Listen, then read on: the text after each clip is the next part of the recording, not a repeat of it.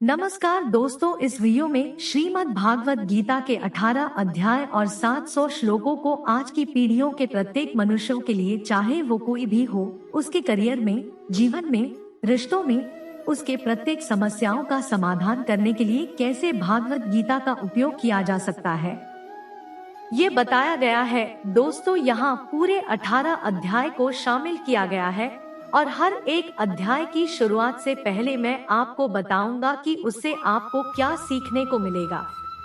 फिर उस अध्याय को बहुत ही आसान भाषा में आपको समझाया जाएगा और उसके बाद उससे होने वाले हमारे जीवन में सभी अच्छे परिणामों के बारे में आपको बताऊंगा।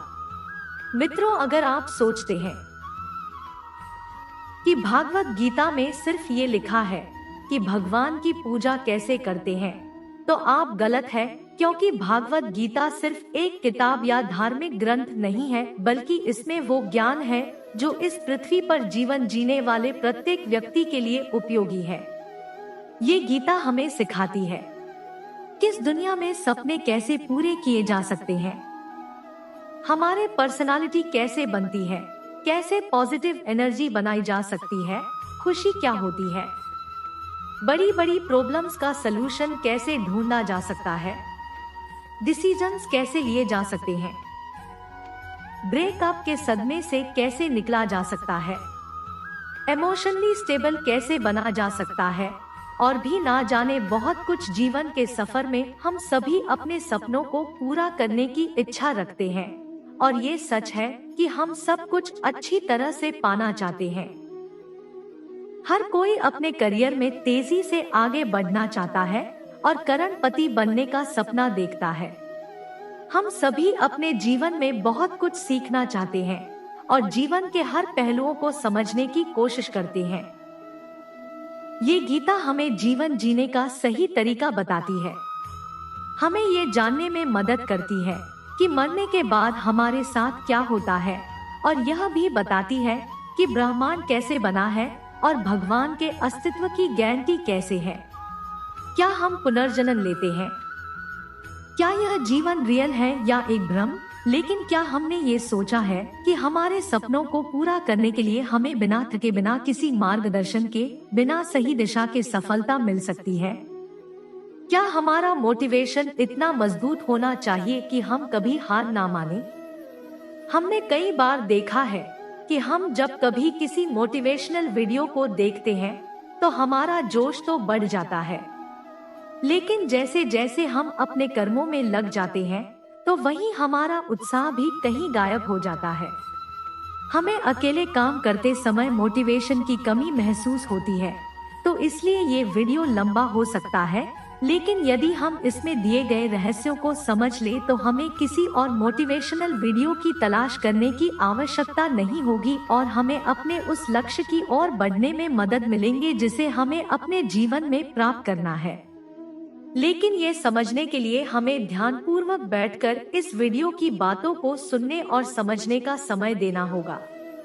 और अगर आप इस वीडियो को बीच में छोड़कर जाना चाहते हैं तो कृपया कर आप इसे स्किप कर दें, क्योंकि अधूरा ज्ञान नहीं होने से भी ज्यादा खतरनाक हो सकता है। और भगवान श्री कृष्ण ने गीता में कहा है कि हमें किसी को जबरदस्ती गुप्त ज्ञान नहीं देना चाहिए। तो दोस्तों, इस सवाल का जवाब दीजिए, इस पृथ्वी पर जो न केवल हमारी बल्कि ब्रह्मांड की वर्तमान और भविष्य की सबसे महान मोटिवेशनल स्पीकर है, उनका नाम क्या है? हाँ, यही सच है, वो है भगवान श्री कृष्ण। महाभारत के युद्ध के मैदान में भगवान श्री कृष्ण आज की तारीख से ना जाने कितने ही युगों पहले एक ऐसा ज्ञान दिया था जो आज 21वीं सदी की दुनिया के लोगों की लाइफस्टाइल पर एकदम सही बैठता है।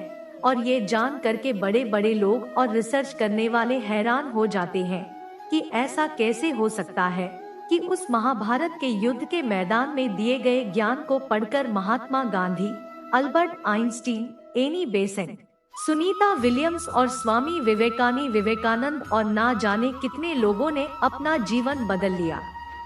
दोस्तों, इस भागवत गीता के ज्ञान ने ही एक दुखी और हारे हुए धनुष नीचे गिरा देने वाले अर्जुन को महाभारत के युद्ध से पहले ही युद्ध का सर्वश्रेष्ठ विजेता बना दिया। आपके जीवन में जब खुद को सफलता की ओर बढ़ते हुए दिखाई देते हैं, तो आपको यह महसूस हो सकता है कि आप अपने जीवन के सभी समस्याओं के सामने अर्जुन की तरह खड़े हैं और आपके लिए भी एक अद्वितीय गीता का ज्ञान उपलब्ध है और यह आपका अधिकार है कि आप उसे समझें और अपने जीवन में उसका मार्गदर्शन करें। भागवत गीता के अद्वितीय ज्ञान को समझकर आपको ये आश्चर्यजनक एहसास होगा। ये अमूल्य ज्ञान हमें हमारे असली उद्देश्यों की ओर ले जाता है। ये किताब संस्कृत में भले ही लिखी गई है, लेकिन उसका अनुभव आपको हिंदी, इंग्लिश और अन्य भाषाओं में भी मिलेगा। मैं आपको इस अद्वितीय युद्ध के मैदान कुरुक्षेत्र में लेके जाऊंगा और यहाँ आपको समझाऊंगा कि आखिरकार क्यों भगवान ने अपना ज्ञान देने का निश्चय किया था। तब चलिए हम कुरुक्षेत्र के युद्ध मैदान में हैं, जहाँ पर पांडव और कौरव युद्ध के लिए तैयार हैं। और यही से भागवत गीता का पहला अध्याय शुरू होता है। पहला अध्याय अर्जुन विषाद योग अर्थात अर्जुन की मानसिक दुविधा। दोस्त को इस परम ज्ञान को जानने से पहले कमेंट में जय श्री राधे कृष्ण अवश्य लिख दीजिए और इस वीडियो से आपको कुछ भी सीखने को मिल रहा है तो वीडियो को लाइक करके चैनल को सब्सक्राइब कर लीजिए और बेल नोटिफिकेशन आइकॉन को ऑल पर सेट कर लीजिए। तो फिर चलिए आगे बढ़ते हैं। दोस्तों, इस पहले अध्याय से हम सीखते हैं कि कैसे हमारे जीवन में वो चीजें हैं जो हमें आगे बढ़ने से रोकती है।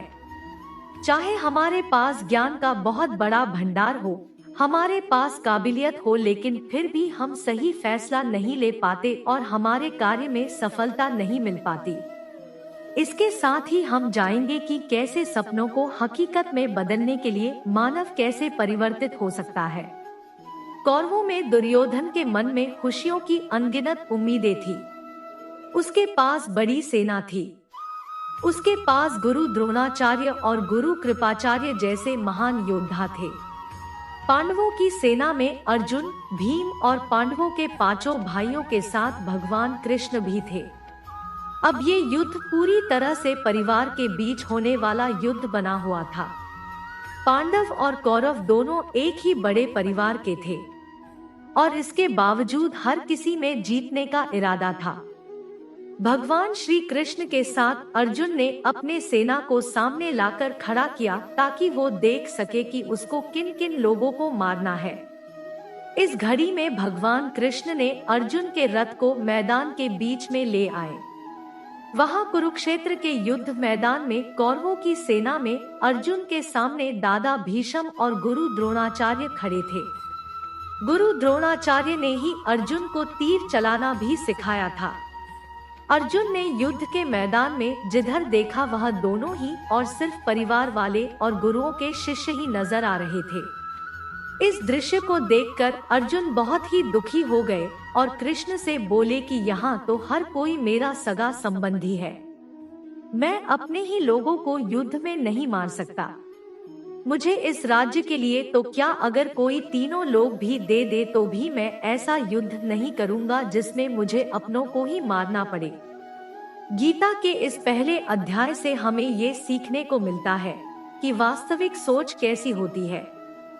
हमें कभी कभी नहीं पता होता कि हमारे काम करने का इरादा क्या है, हम किस चुनौती का सामना करेंगे। और जब हम किसी बुरे स्थिति का सामना करते हैं तो हम संयम खो बैठते हैं, घबरा जाता है और अपना वास्तविक धर्म भूल जाते हैं।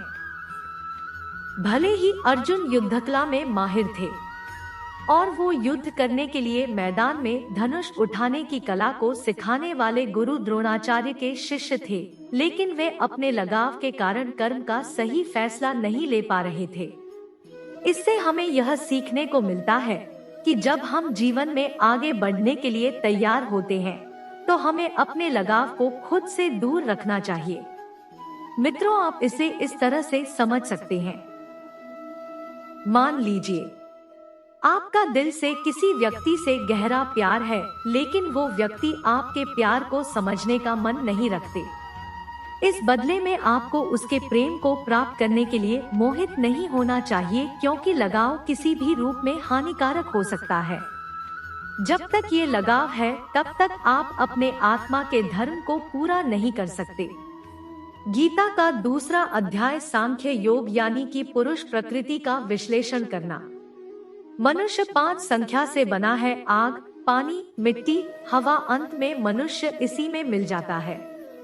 भगवान श्री कृष्ण ने अर्जुन को बताया कि जीवन में सबसे बड़ा योग कर्मयोग है।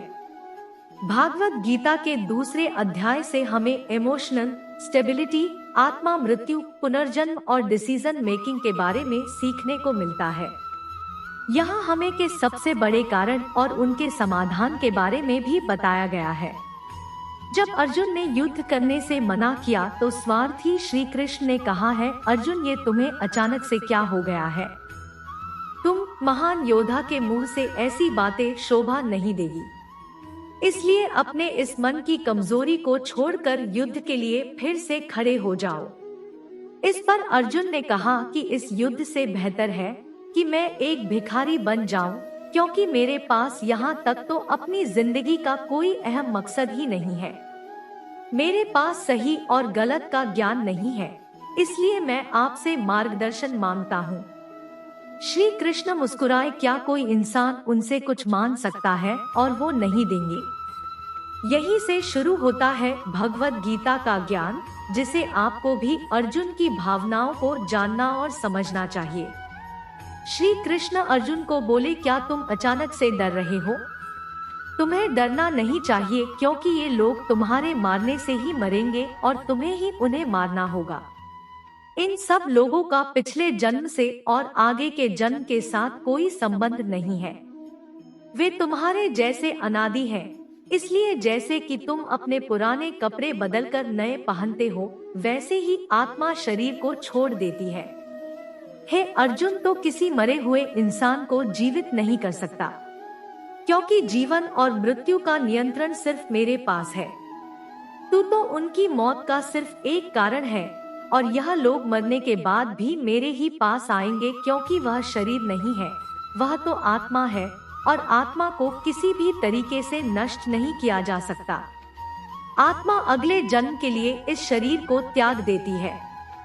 जिस प्रकार तू अपने पुराने कपड़े बदलकर नए पहनता है, इसी तरह से जैसे कोई कछुआ खुद को खुद में ही समेट लेता है, वैसे ही मनुष्य अपनी इच्छाओं को वश में कर लेता है। जो व्यक्ति अपने मन की सभी इच्छाओं और कर्मों के परिणामों को सोचना छोड़ देता है, वही स्थिर बुद्धि कहलाता है। जिसके मन से हर प्रकार का डर, भावना और क्रोध खत्म हो जाता है, वही मनुष्य शांत रहता है। जब हम अपनी इच्छाओं को पूरा करने के बारे में सोचते रहते हैं, तो हमें वह इच्छाएं अच्छी लगने लगती है, तो हमें उन्हें छाव को पूरा करने का मन करता है, और जब उन्हें छाव को पूरा करने में कोई रुकावट आती है, तो हमें गुस्सा आ जाता है, और गुस्से में हम खुद को खो देते हैं, और फिर हम अपने कर्म और धर्म को भूलकर अपनी स्थिति से नीचे गिर जाते हैं। लेकिन जो व्यक्ति अपनी इच्छाओं को वश में करके उनका गुलाम नहीं होता, उसका अंतर मन शुद्ध रहता है और उसके दुख का अंत हो जाता है, और जब उसके सभी दुख ही समाप्त हो जाते हैं, तो उसकी बुद्धि स्थिर हो जाती है। लेकिन जिसकी छाई और कामनाएं उसके मन से नहीं जाती है, वो मनुष्य कभी शांत नहीं हो पाता। और जब शांति ही नहीं मिल पाएगी तो वो खुश कैसे रहेगा? गलत तो वो नाव की तरह होती है जिसको उसकी इच्छाओं की किसी भी दिशा में ले जाने की छूट मिल सकती है। स्थिर बुद्धि वाले प्राणी समुद्र की तरह स्थिर रहते हैं, और इसी प्रकार के जीव मृत्यु के बाद मेरी शरण में आते हैं। मित्रों, अब हम इस अध्याय के वास्तविकता पर आते हैं, और आप में से कई लोग होंगे जिन्होंने अपने प्रियजनों को खो दिया है, और आज तक आप लोगों में से जिन्होंने भी अपने प्रियजनों के मृत्यु का दुख नहीं झेला है, उन्हें ये जान लेना चाहिए कि उनकी जीवन में भी उनके किसी सबसे प्रिय की मौत एक दिन अवश्य होगी। लेकिन उस वक्त उदास होने की कोई आवश्यकता नहीं है, क्योंकि खुद भगवान ने ही हमें स्मरण कराया है कि हमें अपने जीवन से पहले भी हमें संसार में मौजूद नहीं थे और मृत्यु हो जाने के बाद भी नहीं रहने वाले हैं, और इसलिए हमें मौत का डर नहीं होना चाहिए। इसका कारण ये है कि या तो हम परमात्मा में हमेशा के लिए मिल जाएंगे या हमारा पुनर्जनन होगा। और जब सभी लोग आखिर में एक ही जगह मिलेंगे तो विलाप करने का क्या मतलब रह जाता है। और यही प्रकृति का नियम भी है। और आपको स्मरण रहे कि हम कोई शरीर नहीं है, हम तो केवल आत्मा है और उस परमात्मा के अंश है। और अगर हमें बनाने वाला ईश्वर है तो हमें उनमें ही मिलने का प्रयास करना चाहिए, उनमें ही लीन हो जाना चाहिए। संसार तो एक भ्रम है जिसे उस परमात्मा ने बनाया है। हमने देखा था कि अर्जुन निर्णय लेने में असमर्थ थे। जब भी हम कोई निर्णय लेते हैं तो एक और हमारा मुंह होता है और दूसरी ओर हमारा वास्तविक कर्म होता है।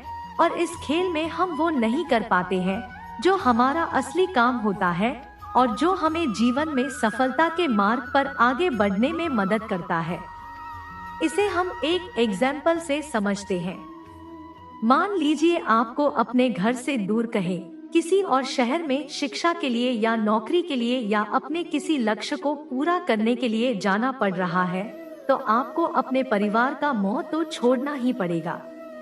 इसी तरह से आपको प्रत्येक निर्णय में यह ध्यान रहे कि आपके मोह और आपके वास्तविक कर्म में कौन ज्यादा महत्वपूर्ण है। इसके पश्चात हम चर्चा करेंगे कि हमारी समस्याओं का सबसे बड़ा कारण क्या है और उनका मुख्य समाधान क्या है। मित्रों, हमारे दुखों का सबसे महत्वपूर्ण कारण है हमारे खुद की इच्छाओं के बारे में विचार करना। जब हम अपनी इच्छाओं के बारे में सोचते हैं तो वक्त बीतने के बाद हम उन्हें पूरा करने की कोशिश करते हैं, और जब ये कोशिशों असफल हो जाते हैं तो हमारे अंदर क्रोध पैदा होता है। और क्रोध एक ऐसी चीज है जिसे कोई भी मनुष्य अपने शरीर को त्यागने से पहले नहीं छोड़ता है। तो फिर आप अपने जीवन के बाकी हिस्से में सच्ची खुशियों को कैसे प्राप्त कर सकते हैं? आप हमेशा अपने आप को समस्याओं से घिरा हुआ ही पाएंगे, क्योंकि यह दुनिया तो केवल आपकी खुद की छाया ही तो है। अब आप सोच सकते हैं कि जीवन में कोई इच्छा नहीं रखने से सफलता कैसे हो सकती है, कैसे आप अपना नाम कमा सकते हैं। इसके बारे में भगवान श्री कृष्ण ने कहा है, ये सबसे पहले आपको अपने कर्म को पहचानना होगा, यानी आपके लिए वो क्या करना जरूरी है जो आपको अपने लक्ष्य की प्राप्ति में सहायक होगा। और इसके बाद सफल होने की उम्मीद या असफल होने का भय दिन में पैदा नहीं किए बिना अपने कार्य को कैसे करें, क्योंकि आपको लगेगा कि ये कार्य मैं नहीं बल्कि स्वयं भगवान कर रहे हैं। और इस प्रकार आपकी हिम्मत भी कभी नहीं टूटेगी, क्योंकि आपको ये लगेगा कि आप खुद नहीं बल्कि परमात्मा कर रहे हैं। तीसरा अध्याय कर्मयोग भागवत गीता के तीसरे अध्याय में हम ये जानेंगे कि कौन सी दो चीजें हैं जो हमें इस दुनिया में सफलता प्राप्त करने में मदद कर सकती है। हम इसमें ये भी समझेंगे कि हम क्या है और कैसे हम अपने मन को नियंत्रित कर सकते हैं। हम अपनी बुरी आदतों को कैसे छोड़ सकते हैं और अपनी मनचाही मंजिल कैसे प्राप्त कर सकते हैं। अर्जुन ने पूछा, क्या ज्ञान कर्म से ज्यादा महत्वपूर्ण है? आप तो सन्यासी बनने की बात कर रहे हैं, लेकिन फिर भी युद्ध करने की सलाह दे रहे हैं। कृपया बताएं, मैं ज्ञान का मार्ग चुनूं या कर्म का मार्ग? श्री कृष्ण ने उत्तर दिया, इस संसार में मैंने खुद दो प्रकार के योग दिए हैं, एक है ज्ञान योग और दूसरा है कर्मयोग। तुम मनुष्य हो और तुम अपने शरीर के कर्मों को पूरी तरह से छोड़ नहीं सकते। हर दिन काम करना ही पड़ेगा, जैसे कि तुम्हें खाना खाना है और सांस लेना है। और अगर तुम अपनी इच्छाओं को किसी भी प्रकार से रोकने की कोशिश करोगे तो तुम्हारे मन में कभी भी ये संदेह नहीं होने वाला कि तुम अपनी इच्छाओं के बारे में नहीं सोचोगे। इसका अर्थ है कि तुमसे जाने अनजाने में कर्म तो हो ही जाएगा, क्योंकि तुम मनुष्य ही तो हो, तो तुम अपने धर्म से भी बंधे हो। इसलिए तुम्हारे लिए संन्यास के रास्ते की जगह कर्म का रास्ता ज्यादा सही है। मतलब ज्ञान योग या सांख्य योग की जगह कर्मयोग उचित होगा। इसलिए तुम ये सोचो कि ये काम तुम नहीं कर रहे हो, बल्कि तुम्हारा शरीर प्रकृति का गुलाम होकर कर रहा है। फल की इच्छा किए बिना अपना कर्म योग को करो, क्योंकि अगर तुम अपने आप को स्वयं के कर्म का करने वाला नहीं मानोगे तो मैं तुम्हारा कर्ता बनूंगा, और जब मैं तुम्हारा कर्ता बनूंगा तो तुम्हें बिना मांगे ही वो सभी सुख सुविधाएं दूंगा जिसकी तुम्हें जरूरत होगी। अगर तुमने बिना मेहनत किए ही सुख सुविधाओं और राज्य का भोग किया तो तुम एक चोर की भांति हो जाओगी, और तुम कभी परमात्मा यानी कि मुझसे नहीं मिल पाओगे, मुझ में लीन नहीं हो पाओगे। जिस तरह से महान लोग खाने के लिए नहीं बल्कि जीने के लिए खाते हैं, उसी तरह से तुम भी परिणाम के लिए नहीं बल्कि भलाई के लिए युद्ध करो। हे अर्जुन, तुम मनुष्य में सबसे बड़े हो, इसलिए जैसा तुम करो। 17:30 लोगे ठीक वैसा ही तुम्हारी संतान या आने वाली सभी पीढ़ियां करेंगी। अर्जुन, तुम मुझको ही देख लो, मैं तो भगवान हूँ, मुझे भला किसी काम को करने की क्या आवश्यकता है। पर मैं इसलिए अपना कर्म करता हूँ क्योंकि मनुष्य के आत्मा मेरा ही तो एक छोटा सा हिस्सा है, और जैसा मैं करूँगा वैसा ही फिर मनुष्य करेगा, और इस तरह से तो पूरी सृष्टि ही नष्ट हो जाएगी। कोई अगर तुम्हारा साथ भी ना दे या तुम्हारी बुराई भी करे तो तुम उनको बिना कुछ कहे सिर्फ अपना कर्म करते जाओ, और ऐसा करने पर वो मनुष्य भी कुछ समय बाद तुम्हारे जैसा ही करना शुरू कर देगा। जो मनुष्य ये सोचता है कि वो कर्म खुद कर रहा है, उससे बड़ा मूर्ख और दुखी इस दुनिया में कोई नहीं है, और ज्ञान ही लोगों के द्वारा ऐसे मूर्खों पर कभी ध्यान नहीं देना चाहिए। इसलिए है अर्जुन, तू भी अपने आप को इस कर्म के बंधन में ना बांधकर बिना किसी आशा के, दया के और पश्चाताप के इस युद्ध को है अर्जुन खुद का धर्म और कर्म दूसरों के धर्म और कर्म से ज्यादा अच्छा और बड़ा समझा जाना चाहिए, भले ही हमारे द्वारा खुद के धर्म और कर्म के पालन करने में कोई कमी या कसर क्यों ना रह गई हो। अर्जुन ने फिर से पूछा कि अगर मनुष्य परमात्मा का अंश है तो उससे गलतियां क्यों हो जाती है और वो बुरे काम क्यों करता है। भगवान श्री कृष्ण बोले कि मनुष्य शरीर भोग विलास करना चाहता है क्योंकि उसकी प्रकृति वैसी ही है, इसलिए अगर उसकी कामना पूरी नहीं होती तो वो हौसले में आ जाता है, और जिस तरह धुएं की वजह से आग दिखाई नहीं देती, उसी तरह क्रोध और काम की वजह से मनुष्य को अपना कर्म, धर्म और ईश्वर दिखाई नहीं देते, और इसी वजह से क्रोध और कामनाओं में आकर मनुष्य अपनी इंद्रियों और मन पर कंट्रोल खो देता है, और ना चाहते हुए भी बुरे काम और गलतियां कर बैठता है। हे अर्जुन, तुम हमेशा याद रखना, इस मन और मन से शक्तिशाली है, बुद्धि और बुद्धि से ज्यादा शक्तिशाली है तुम, यानी कि तुम्हारी आत्मा। इसलिए है अर्जुन, तू अपनी आत्मा से अपनी बुद्धि को वश में कर तो तुम्हारी बुद्धि मन को वश में करेगी, और फिर मन तुम्हारी इंद्रियों को वश में करेगा, और इंद्रियां तुम्हारे शरीर को, यानी कि तुम्हारे बुरे कर्मों को। मित्रों, श्री कृष्ण द्वारा कही गई बातों को अगर हम आज के परिवेश में देखें तो इस दुनिया में परिणाम दो चीजों से आते हैं, ज्ञान और कर्म यानी कि नॉलेज और अक्षण। आज की दुनिया में हम दोनों चीजों को जोड़कर देखें तो हमारे लिए अक्षण भी उतनी ही जरूरी है जितना ज्ञान, यानी कि नॉलेज। ज्ञान का मतलब यह नहीं है कि आप कुछ भी उठाकर पढ़ लिया, बल्कि नॉलेज का मतलब तो यह है कि आप ये सबसे पहले जान ले कि आपके लक्ष्य क्या है, आपकी काबिलियत और आपकी समस्या क्या क्या है, और इन सब को मिलाकर अपने लक्ष्य तक पहुंचने की आपकी प्लानिंग क्या क्या है। यह है आपकी ज्ञान यानी कि नॉलेज। इसके अलावा आपको एक और चीज ध्यान में रखनी है कि आप शरीर नहीं हो, आप केवल एक आत्मा हो। आपकी आत्मा यानी कि आप खुद अपनी अच्छी बुरी भावनाओं, अपने विचार से भी बहुत ऊपर हो, और अगर आप इस तरह से सोचोगे तो अवश्य ही आपकी समस्याएं दूर हो जाएंगी और वो बहुत छोटी लगने लगेंगी। इस अध्याय में आगे बढ़ने पर हम दूसरे रास्ते के बारे में जानेंगे। श्री कृष्ण कहते हैं कि हमें कभी ये नहीं सोचना चाहिए कि कर्म हम कर रहे हैं, हमें ये सोचना है कि हमारे द्वारा ईश्वर कर रहे हैं। और जब हम इस तरह से सोचेंगे तो हमारे जीवन में दो अच्छे प्रभाव होंगे। पहला ये कि आप अपनी मेहनत के परिणाम को लेकर आपको कोई भी टेंशन नहीं होगी और दूसरा ये कि आप अपने मन को स्थिर करके सबसे ज्यादा मेहनत करने लगोगे।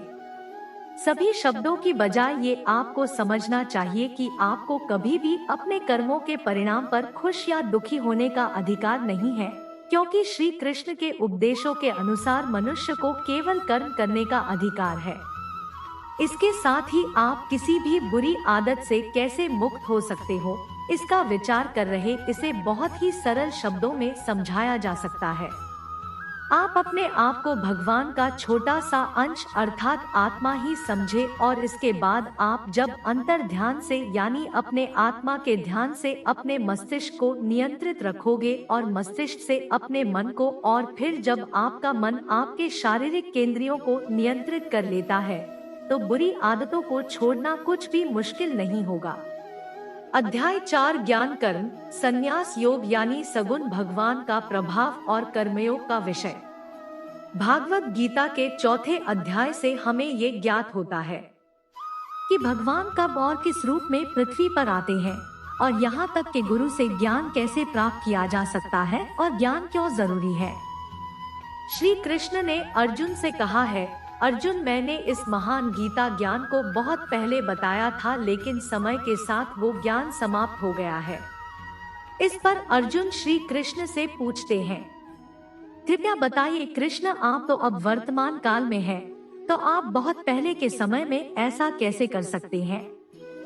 श्री कृष्ण ने उत्तर दिया है, अर्जुन तुझे ये नहीं पता कि तेरे और मेरे कितने जन्म हो चुके हैं। जब इस संसार में धर्म का अस्तित्व संकट में होता है तब मानव रूप में अधर्म का नाश करने के लिए इस धरती पर आता हूँ और कर्म करके अपने शरीर को यहीं छोड़कर वापस जाता हो। जैसे कोई शिष्य मुझे अत्यधिक प्यार करता है, उसी तरह से मैं अपने शिष्यों से अत्यधिक प्यार करता हूँ।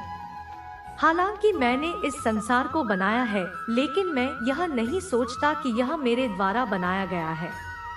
इसलिए मनुष्य को कर्म करते समय यह कभी नहीं सोचना चाहिए कि मैं कर रहा हूँ। वह मनुष्य जो किसी कर्म के फल और सुख दुख के परे होकर कर्म कहता है, वही सबसे बड़ा है, जिसके पास अपने शरीर पर कोई अहंकार नहीं होता, अपने इंद्रियों को नियंत्रित करता है, वही व्यक्ति सबसे श्रेष्ठ होता है। और अर्जुन जो इस भूमि पर खुश नहीं रह सकता, वो कहीं भी खुश नहीं रहता। इसलिए किसी मनुष्य को अपने गुरु को पहचान कर अपनी इंद्रियों को नियंत्रित करके अपने लोभ को छोड़कर उनकी सेवा करने का प्रयास करना चाहिए, ताकि वे उनसे वो ज्ञान सीख सके जिससे कि बड़े से बड़े पापी भी मेरी शरण में आ सकते हैं। जिस प्रकार आग सूखी हुई लकड़ी को जला देती है, उसी तरह से गुरु से प्राप्त किया गया ज्ञान अज्ञानता को दूर कर देता है। हमेशा कर्म करने वाला और हमेशा मेरी में श्रद्धा रखने वाला ही मुझे प्राप्त कर सकता है। इसलिए जिसने कर्मयोग के माध्यम से सभी कर्मों को और अपने आप को परमात्मा के लिए समर्पित कर दिया है, उस मनुष्य को उसके कर्मों के बंधन में कभी भी नहीं बांधा जा सकता। इसलिए अर्जुन, तू भी मेरे दिए हुए ज्ञान से समझ के कर्म नहीं बल्कि मैं कर रहा हूँ। दोस्तों, इस 4थे अध्याय में स्पष्ट रूप से कहा गया है कि जब भी मानवता का नाश होता है तो नेगेटिव ऊर्जा लोगों में अत्यधिक होती है। तब भगवान किसी भी रूप में आकर धर्म को पुनः स्थापित करते हैं। इसमें ये भी बताया गया है कि अगर किसी से आपको कुछ सीखना है तो सबसे पहले आपके मन में उसके प्रति सम्मान होना चाहिए, कोई लालच नहीं होना चाहिए और बुरी भावना भी नहीं होनी चाहिए। और ये ज्ञान प्राप्त करना और सीखना हमारे लिए क्यों आवश्यक है और इसका कारण क्या है? हम अगर किसी क्षेत्र में हो तो स्वाभाविक रूप से बताया जा सकता है कि हमें उस क्षेत्र के गुरु से ज्ञान प्राप्त करना होगा, और ज्ञान वो तरीका है जिससे इस जीवन में अपने लक्ष्य से और उस जीवन में आपके परमात्मा से मिल सकता है। अध्याय 5 कर्म संन्यास योग। भागवत गीता के 5वें अध्याय में कर्म संन्यासियों का वर्णन किया गया है और हम जाएंगे कि अपने लक्ष्य को कैसे प्राप्त किया जा सकता है और कैसे हमारे शरीर ने हमें आलस्य में बांधने की कोशिश की। अर्जुन ने कहा है, श्री कृष्ण, मैं अभी भी ये नहीं समझ पा रहा हूँ कि मेरे लिए कर्म अच्छा है या कर्मों से संन्यास? तो श्री कृष्ण ने उत्तर दिया, देखो अर्जुन, संन्यास और कर्म वे दो अलग अलग मार्ग हो सकते हैं, लेकिन दोनों का ही लक्ष्य तो समान है और वो है परमात्मा। जो व्यक्ति अपने मन को भटकने नहीं देता, जो कर्म करके भी यही समझता है कि कर्म उसने नहीं किया है बल्कि यह तो परमात्मा ने किया है, और जो सभी जीवों को उसी परमात्मा का हिस्सा मानता है, मनुष्य मरने के बाद परमात्मा में ही मिल जाता है। महान व्यक्ति अपने प्रत्येक कार्य को अपने विचारों को स्पष्ट करने और दूसरों के हित के लिए ही करते हैं। परमात्मा कभी भी मनुष्यों को बुरे काम करने के लिए नहीं प्रोत्साहित करता, बल्कि लोग खुद ही अपने क्रोध और मुंह में आकर बुरे कार्य करते हैं और फिर उसी प्रकार से उनके फल निश्चित हो जाते हैं। मैं तो बस उनका प्रतिफल उन्हीं को वापस देता हूँ। तुम अपने शरीर को चाहे कितना ही आनंदित कर दो, इसके छाए तब भी पूर्ण नहीं होती। इसलिए अर्जुन, तेरे जैसे बुद्धिमान व्यक्ति को शरीर की छाव में मन नहीं लगाना चाहिए। इस संसार का असली मूल्य होता है वो जिसने अपने शरीर का नाश होने से पहले अपने क्रोध का नाश कर लिया हो, जो संपूर्ण प्राणियों का हित करता है, जिसका मन किसी भी कार्य में नहीं बनता और जो अपने भटकते हुए मन को एक जगह केंद्रित करके परमात्मा को याद करता है। वही व्यक्ति सुखी भी है और परमेश्वर सहित सभी के प्रिय भी। इसलिए है अर्जुन, ये इंद्रिय, मन, बुद्धि, इच्छा, आशा, डर और क्रोध ही तेरे शत्रु है।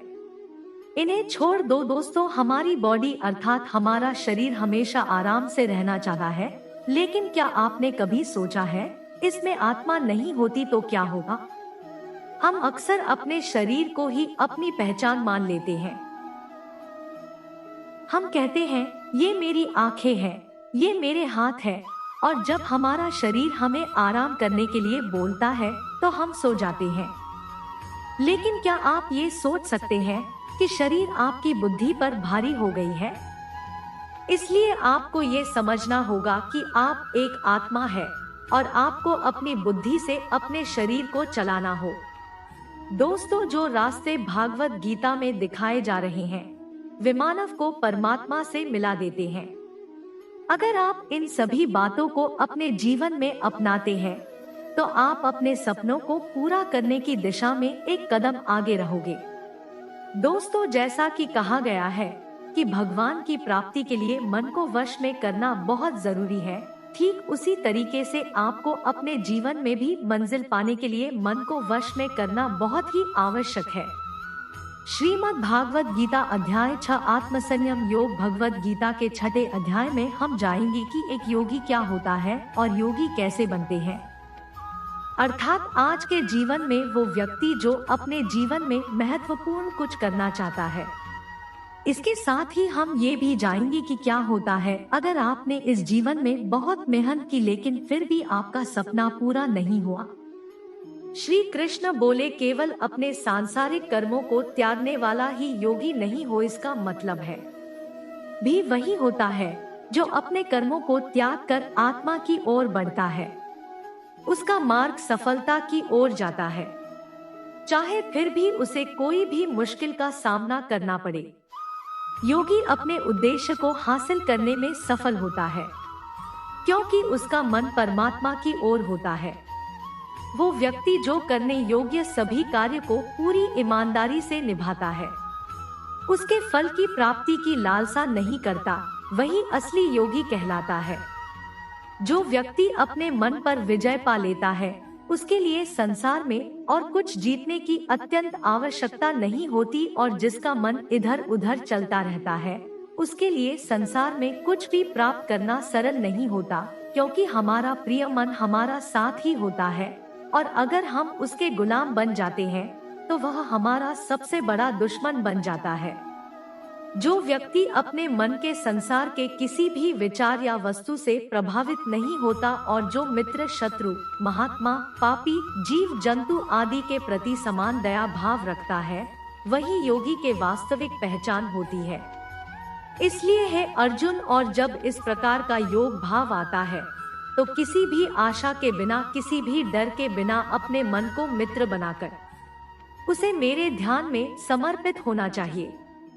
वो योगी उचित आहार और नींद उतना ही लेता है जितना आवश्यक हो, जो हमारे शारीरिक और मानसिक स्वास्थ्य के लिए महत्वपूर्ण है।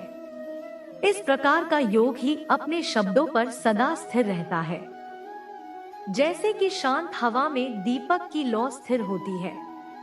जब जब उसका मन भटके तब तब उसे वही इच्छा को करके पुनः मन को संयमित करना चाहिए। और जब योगी इस पूरे ध्यान की अवस्था में आ जाता है तो बड़े से बड़ा दुख भी उसको उसके स्थान से नीचा नहीं गिरा सकता।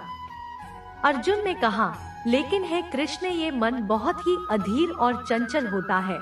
तो श्री कृष्ण ने जवाब दिया, हाँ, ये सत्य है कि मन को नियंत्रित करना कठिन है, लेकिन ये भी याद रखो कि बार बार आत्मविश्वास और योगाभ्यास से असंभव को भी संभव बनाया जा सकता है।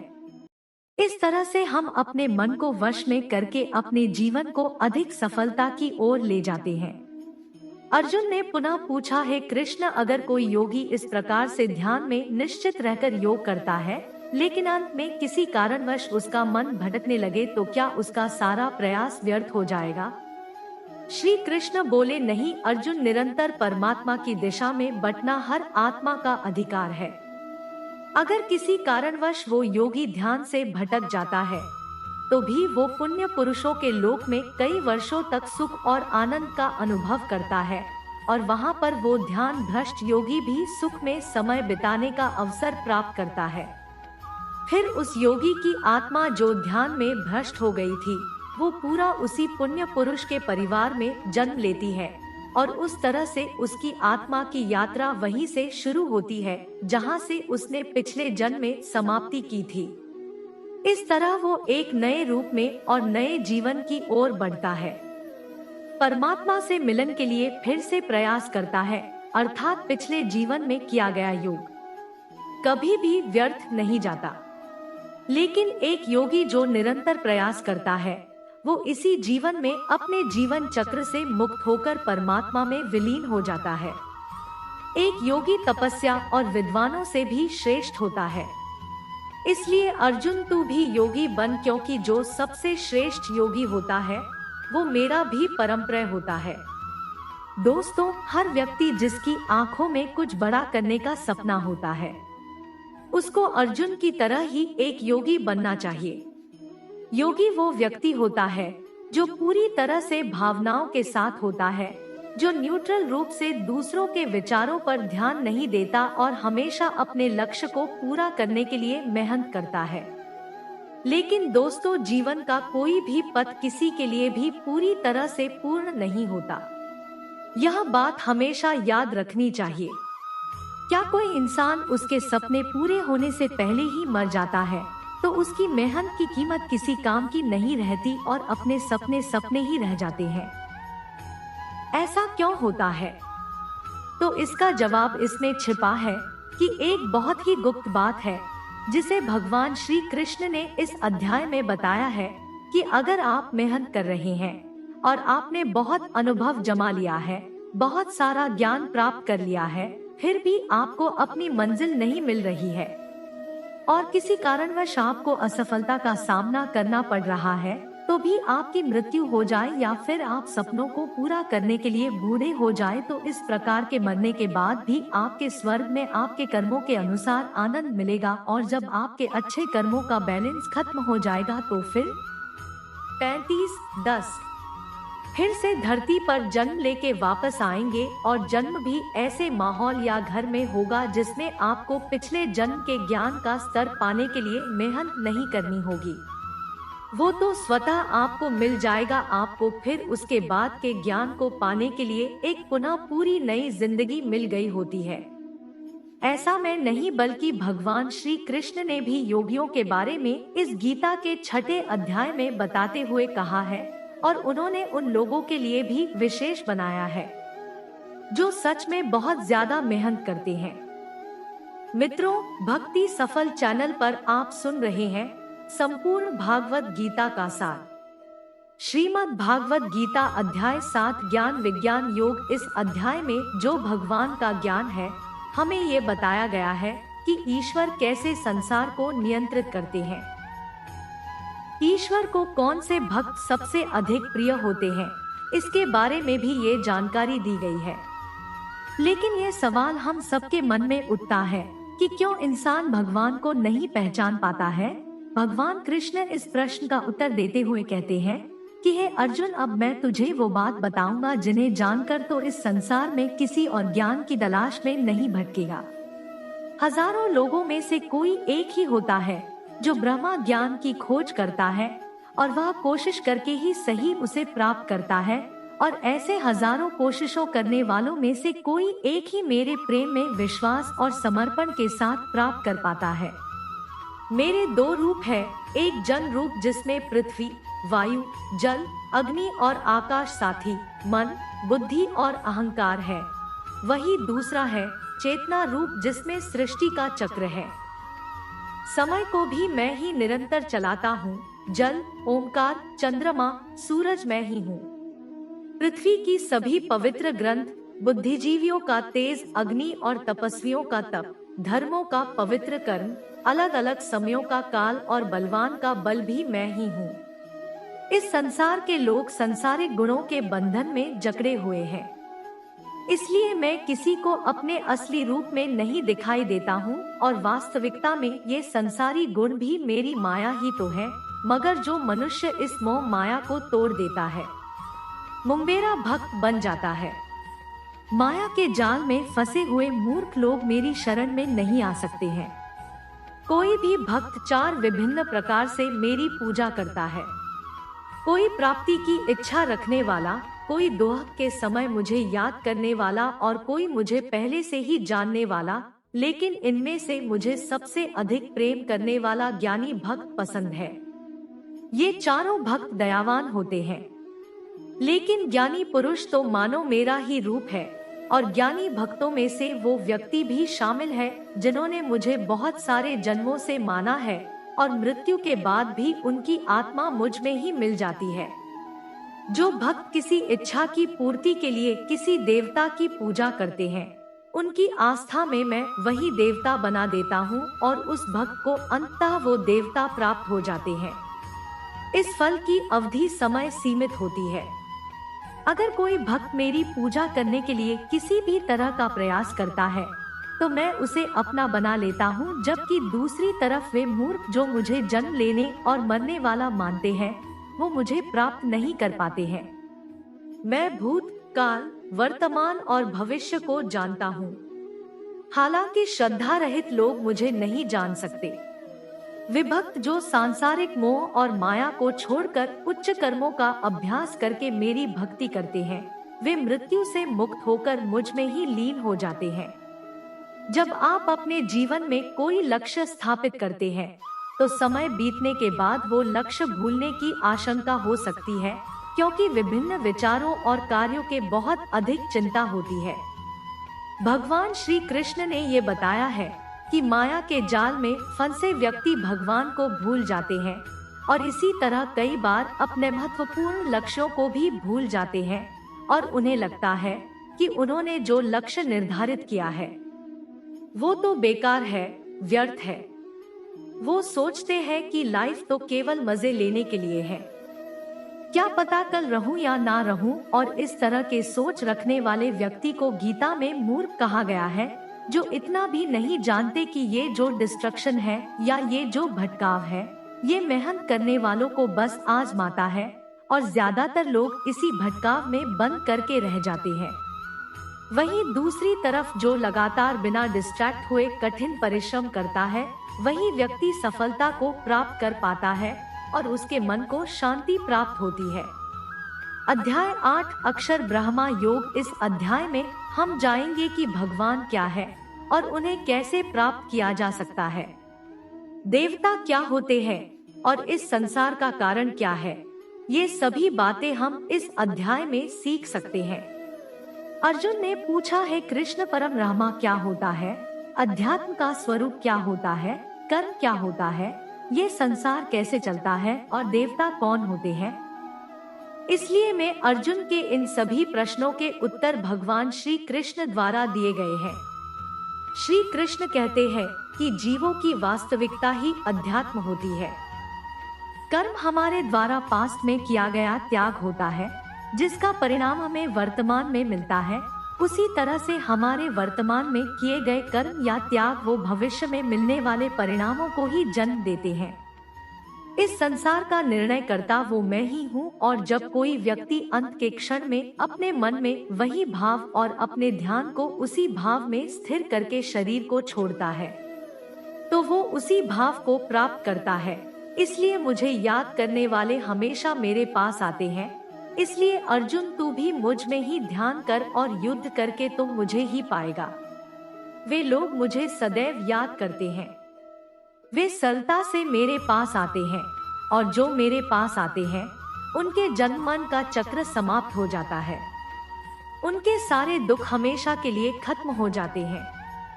श्रीमद् भागवत गीता के अनुसार सहस्त्र युग अहर यद ब्राह्मणों विदो अर्थात ब्रह्मा का एक दिन 1000 महायुग के बराबर होता है। इसके अनुसार ब्रह्मा का एक दिन 4 अरब 32 करोड़ 100 वर्ष होता है। इसी प्रकार इतने ही अवधि ब्रह्मा की रात्रि की भी होती है। ब्रह्मा के एक दिन की सुबह में ही संपूर्ण संसार का निर्माण होता है, और रात के प्रारंभ में ही वो संसार फिर से ब्रह्मा में ही समा जाता है, और इस चक्र में लगातार पुनर्जन्म का चक्र चलता ही रहता है। लेकिन जो मेरे भक्त होते हैं उन्हें शीघ्र ही इस चक्र से मुक्ति मिल जाती है। इसलिए है अर्जुन, मैं तुझे वो 2 मार्ग बताता हूँ जिससे लोग या तो मोक्ष को प्राप्त करते हैं या फिर से संसार में उन्हें वापस आना पड़ता है। जब सूर्य का प्रकाश होता है तो शुक्ल पक्ष चल रहा होता है और सूर्य उत्तरायण में होता है। जब कर्मयोगी जो शरीर छोड़ने वाला होता है मेरे पास हमेशा के लिए आ जाता है, और जब रात्रि होती है तो कृष्ण पक्ष आता है और सूर्य दक्षिणायन में मौजूद होता है। उस समय पर कर्मयोगी अपने शरीर को त्याग कर प्रलोक में जाते हैं और वहां बहुत समय तक आनंद सुख भोगते हैं। फिर संसार में उन्हें वापस आना ही पड़ता है। केवल एक योगी ही इस रहस्य को समझकर सभी कर्मों के फलों के मोह को छोड़कर परम ब्रह्मा में मिल पाता है। अब हम इस चक्र को आजकल के समय में देखें तो वह लोग जो अपने लक्ष्य को हमेशा के लिए यादगार बनाना चाहते हैं उन्हें बहुत ही मेहनत करनी पड़ती है, क्योंकि जैसा श्री कृष्ण ने बताया है कि संसार का चक्र बहुत बड़ा है, भिजवाते रहते हैं। लेकिन वे लोग जो अपने जीवन में अद्वितीय निश्चय रखते हैं उन्हें ज्ञान योगी और कर्मयोगी बनना होता है। ब्रह्मा का एक दिन बहुत लंबा होता है। इसका मतलब है कि ये ब्रह्मांड बहुत पहले से मौजूद है और बहुत आगे तक चलेगा, और हमारा जीवन इस ब्रह्मांड के सामने बहुत छोटा होता है। इसलिए हमें ऐसा नहीं होने देना चाहिए कि हम सिर्फ अपने सपनों में खो जाएं और ब्रह्मा के दिन की शाम हो जाए।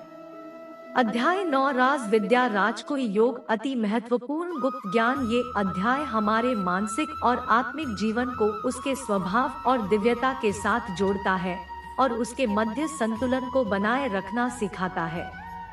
इस अध्याय में हम ये भी जानेंगे कि जब हम अलग अलग देवी देवताओं की पूजा करते हैं तो इससे क्या होता है, तो ऐसा क्यों करते हैं और उसके परिणाम क्या होते हैं।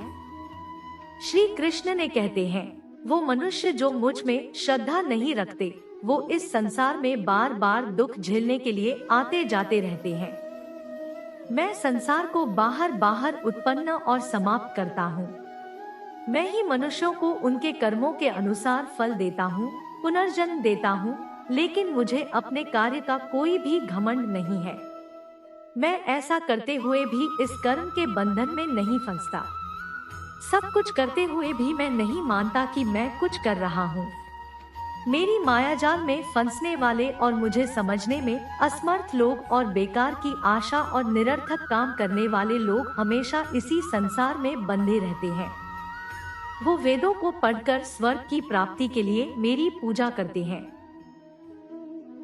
वे लोग इंद्र के स्वर्ग के सुख का आनंद उठाते हैं, लेकिन उनके स्वर्ग के सुख तब तक ही बने रहते हैं जब तक कि उनके मानव जीवन के पुण्य समाप्त नहीं हो जाते, और जब उनके पुण्य समाप्त हो जाते हैं तो उन्हें फिर से इसी पृथ्वी पर जन्म लेने का अवसर मिलता है। किंतु जो मुझ में मतलब परमेश्वर को ही सब कुछ मानकर अपने कर्म फल को त्याग कर निरंतर प्रेम करते हैं, मैं उनकी न केवल सभी आवश्यकताओं को पूरा करता हूँ बल्कि उन्हें सदैव मेरी शरण में स्थान देता हूँ। भूतों और पितरों को पूजने वालों का ज्ञान कम होता है और वो फिर से इस मृत्यु लोक में आते ही है।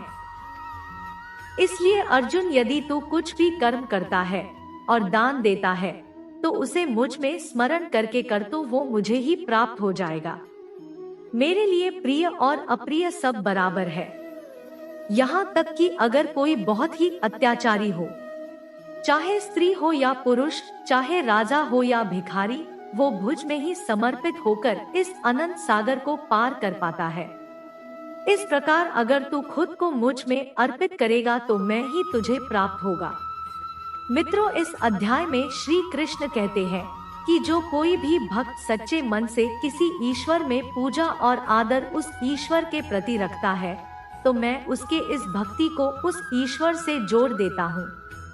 अध्याय 10 विभूति योग। ये अध्याय बहुत ही महत्वपूर्ण है क्योंकि इस अध्याय में भगवान श्री कृष्ण अपने दिव्य रूप की महत्वपूर्ण चर्चा करते हैं और अर्जुन को उनकी महिमा का दर्शन कराते हैं। ये अध्याय हमें ये बताता है कि भगवान कैसे हमारे चारों ओर मौजूद हैं और हमारे जीवन में उनका साक्षात्कार कैसे किया जा सकता है। वैसे तो आपने कई बार सुना है कि भगवान ऐसे हैं, भगवान वैसे हैं, सभी जगह है, प्रत्येक कण में है। श्री कृष्ण कहते हैं, हे अर्जुन, तो मेरा स्वच्छ मित्र है और बुद्ध से प्रेम करता है। इसलिए अब मैं तुझे स्वयं का वास्तविक परिचय देता हूँ। मेरे जन्म के बारे में किसी को नहीं पता, लेकिन जो ये जानता है कि मैं कभी नहीं जन्म लेने वाला और कभी भी नहीं मरने वाला हूँ, वही सबसे बड़ा ज्ञानी है। ज्ञान और मूर्खता, सत्य और झूठ, सुख और दुख, मन और बुद्धि, रचना और नाश, कीर्ति और अपमान सहित सभी भाव वास्तव में मैं ही हूँ। इस जगत में जिस किसी ईश्वर की पूजा की जाती है, मैं ही हूँ। दोस्तों, इस अध्याय में भगवान ने हमें ये दिखाया है कि वे हमारे जीवन के हर पहलू में मौजूद है। वे सबके आदर्श सूरज, चंद्रमा, वायु, अग्नि, धन, ज्ञान, ब्रह्मा, विष्णु, शिव, इंद्र, गरुड़, यमराज, गणित, गायत्री मंत्र, ऋतु, वसंत, निश्चय, भक्ति, विजय, रणनीति, रहस्य, मौन और अनगिनत अन्य रूपों में प्रकट होते हैं। भगवान ने हमें ये भी बताया है कि उनका अंत नहीं है, वे अनंत है, अपार है।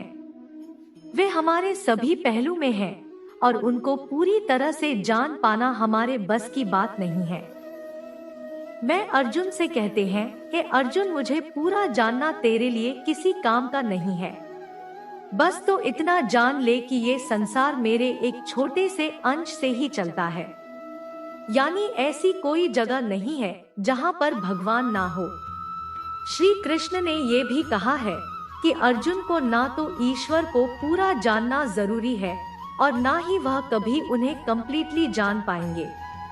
मित्रों, अगर हम इसे अपनी लाइफ में इस तरह से रिलेट करें कि जैसे भगवान ने कहा है कि मैं अनंत हूँ और तू उतना ही जान जितना तेरे लिए आवश्यक है, बिल्कुल उसी तरह से आपको भी अपनी लाइफ में उन चीजों में अपनी टाइम और एनर्जी वेस्ट नहीं करनी है जो आपके लिए आवश्यक नहीं है, जो आपके कर्म से हट करके है। केवल आपके वास्तविक कर्म से जुड़े चीजों में ही अपना ध्यान लगाएं, जिससे सफलता और मानसिक शांति प्राप्त हो सके। अध्याय 11 विश्वरूप दर्शन। इस अध्याय में भगवान सूर्य कृष्ण अर्जुन को अपनी दिव्य रूप का दर्शन कराते हैं। ये दृश्य अर्जुन को भगवान की महानता और अद्भुत रूप का अनुभव कराता है। इसमें भगवान के विराट रूप के बारे में हमें जानने को मिलेगा।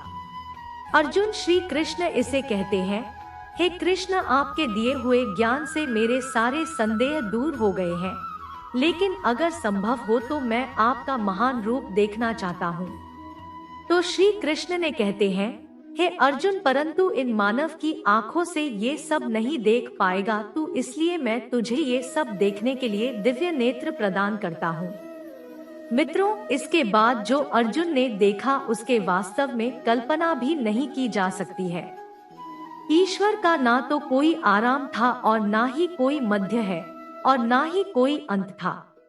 उस रूप से इतना प्रकाश निकल रहा था जितना हजारों सूरज भी मिल जाए तो भी उतना ना निकल पाए। अर्जुन ने कई संसार को श्री कृष्ण में समाहित होते हुए देख पाए। फिर अर्जुन ने हाथ जोड़ते हुए श्री कृष्ण से कहा कि हे परमात्मा, मैं आपके शरीर में सभी देवों को, सभी मनुष्यों को देख पा रहा हूँ, लेकिन आपके शरीर का तो ना कोई आरंभ दिख रहा है, ना कोई मध्य है और ना ही कोई अंत। आप में हर तरह के अस्त्र शस्त्र है, हर तरह के प्रकाश और सूर्य है। स्वर्ग और धरती के बीच का पूरा आकाश मानो आपसे ही भर गया है। कई देवता के समूह आप में प्रवेश कर रहे हैं तो कई लोग भयभीत होकर हाथ जोड़े खड़े हैं। आपके अनंत हाथ, पैर, पेट, आंखों वाले मुंह रूप को देखकर समस्त सृष्टि सहित मैं भी व्याकुल हो रहा हूँ। यहाँ तक कि मैं पांडवों को और कौरवों की पूरी सेना के महान योद्धाओं का अंत होकर आप में जाता हुआ देख पा रहा हूँ। आपके ये विकराल रूप इस संपूर्ण ब्रह्मांड को अनंत ऊर्जा दिए जा रहा है। हे कृष्ण, इतने रूपों में आप कौन से हो? अर्जुन कहते हैं, हे कृष्ण, इतने रूपों में आप कौन से हो? मैं आपको कैसे पहचानूं? फिर श्री कृष्ण कहते हैं, मैं तो हर जगह हूँ और मैं ही समय हूँ। इन सभी योद्धाओं की मौत को पहले ही लिख चुका हूँ, तू तो सिर्फ इनकी मौत का कारण है, मारने वाला तो मैं ही हूँ। यह सुनकर अर्जुन के चेहरे पर थोड़ा डर दिख रहा था, पर अर्जुन धैर्य के साथ बोले, हे परमात्मा, आपका ये रूप देखकर आप मुझे पता लग गया कि क्यों योगी महर्षि देवता जैसे ही आत्मा है आपका पूजन क्यों करते हैं। आप तो सत्य और असत्य से भी ऊपर हो। आप किस रूप की व्याख्या करने के लिए मेरे पास शब्द ही नहीं है। आप ही इस संसार के पालन कर्ता और विनाशक हो। आपको हर दिशा से नमस्कार है, स्वीकार कीजिए, क्योंकि ना तो कोई आपका आदि है और ना ही अंत। आपको कोटि कोटि नमन है प्रभु। मुझे भय है कि मैंने अज्ञानता में आपको मित्र कृष्ण कहा है और कई बार लोगों के सामने आपका मजाक भी उड़ाया है। मुझे आपके इस सत्य का पता नहीं था, इसलिए अगर संभव हो तो आप मुझे क्षमा कीजिए। जैसे पिता पुत्र को क्षमा कर देता है, उसी तरह आप भी मुझे क्षमा कर दीजिए। हे प्रभु, आपके इस रूप को देखकर मैं खुश भी हो रहा हूँ और मैं भयभीत भी हूँ। आता कृपा करके आप अपना प्रसिद्ध चतुर्भुज विष्णु रूप के दर्शन दीजिए, जिसमें आपके मुकुट, चक्र और गधा के साथ आपको देखने की अभिलाषा है। फिर श्री कृष्ण कहते हैं कि है अर्जुन, मैंने तेरे आग्रह पर वो रूप दिखाया है जिसको आज तक कोई मनुष्य नहीं देख पाया है और ना ही कभी देख पाएगा और ना ही देख पाएगा। तो मेरे इस रूप को देखकर इतना व्याकुल मत हो जाना और भयभीत भी मत हो जाना, और अब तेरी ये इच्छा भी पूरी कर रहा हूँ। अब तो मेरी चतुर्भुज विष्णु रूप देख। भगवान श्री कृष्ण ने इस प्रकार से अपना चतुर्भुज रूप अर्जुन को दिखाया और उसका साहस बनाया और अनंत रूप से अर्जुन की व्याकुलता को भी दूर किया। अब अर्जुन